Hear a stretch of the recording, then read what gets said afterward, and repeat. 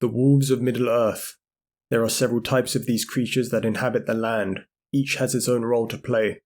There were regular wolves, who had first come to Beleriand over mountain passes and through dark forests. These carnivorous canines were powerful creatures, able to overpower men alone, but often travelled in packs which could overwhelm even the most gifted of soldiers. They were strong, agile, and intelligent, and were able to form hunting parties that were used by the Dark Lords to find those they wished to capture.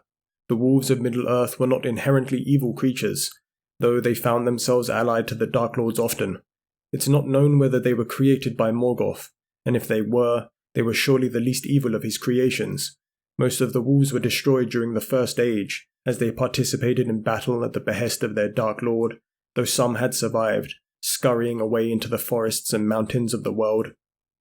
Much later, the wolves that lived in Angmar had allied themselves with the Witch King. They had fought many battles against Arnor up until their final defeat.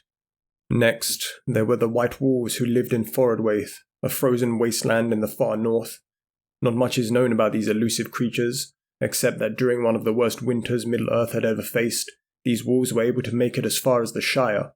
This forced the hobbits to use the Horn Call of Buckland, which was rarely used, alerting all hobbits to the imminent danger that the wolves were. Next, the Wargs, a breed of wolf that inhabited the Misty Mountains.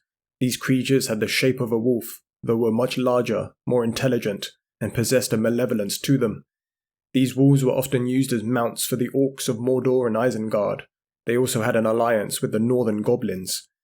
These wolves were classed as demonic, and could have been inhabited by dark spirits that their masters placed within them. Wargs were able to speak to each other using their own language. Gandalf was able to understand this language, and Bilbo had described it as sounding terrible. As terrifying as these beasts were, they were unable to climb trees, and had a fear of fire. Lastly, the werewolves. These creatures were bred from wolves, though dreadful spirits had been placed inside of them by the Dark Lords. These creatures called Tol in Gorhoth their home, after it was conquered from the elves.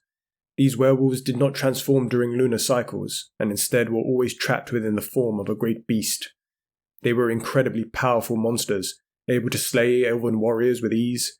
They were also highly intelligent, as much as men, and were able to negotiate and communicate with others at their whim.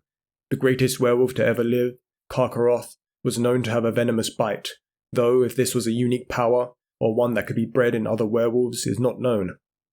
Werewolves were a potent servant of the Dark Lord, and were used many times to inflict pain and misery on the peoples of Middle-earth. Although they didn't appear much during the Second and Third Ages, Gandalf had known that they were still servants of the Dark Lord at those times, and was cautious to their evil. The first werewolf, Dargolin, had sired many offspring, including Karkaroth, and may have in fact been a fallen Maiar.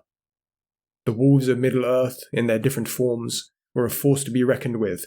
Nobody was safe when these creatures were around, and tales of them will forever persist within Middle-earth.